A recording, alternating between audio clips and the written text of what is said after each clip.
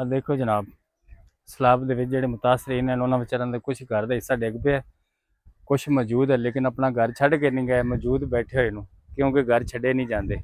ਠੀਕ ਹੈ, ਔਖੇ ਸੌਖੇ ਹਾਲਾਤ ਦੇ ਨਾਲ ਅਗਲੇ ਨਾਲ ਲੜ ਰਹੇ ਨੇ, ਮੁਕਾਬਲਾ ਕਰ ਰਹੇ ਨੇ।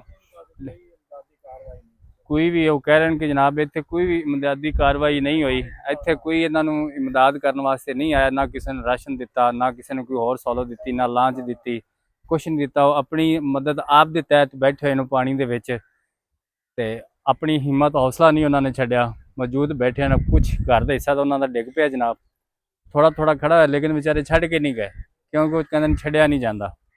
ਠੀਕ ਹੈ ਜੀ, ਇਹਨਾਂ ਦੀ ਹਿੰਮਤ ਨੂੰ ਸਲਾਮ ਹੈ।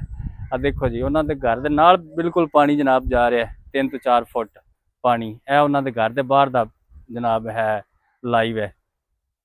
ਆ ਲੋਕੇਸ਼ਨ ਉਹਨਾਂ ਦੇ ਘਰ ਦੇ ਬਾਹਰ ਹੈ, ਕਿੰਨਾ ਪਾਣੀ ਤੇਜ਼ ਹੈ, ਲੇਕਿਨ ਉਹ ਆਪਣਾ ਘਰ ਨਹੀਂ ਛੱਡ ਕੇ ਗਏ। ਇਹਨਾਂ ਦੀ ਹਿੰਮਤ, ਇਹਨਾਂ ਦੇ ਹੌਸਲੇ ਨੂੰ ਅੱਲਾਹ ਤਾਲਾ ਇਹਨਾਂ ਵਾਸਤੇ ਆਸਾਨੀਆਂ ਪੈਦਾ ਫਰਮਾਏ। ਅੱਲਾਹ ਤਾਲਾ ਇਹਨਾਂ ਦੀ ਮਦਦ ਫਰਮਾਏ, ਆਮੀਨ।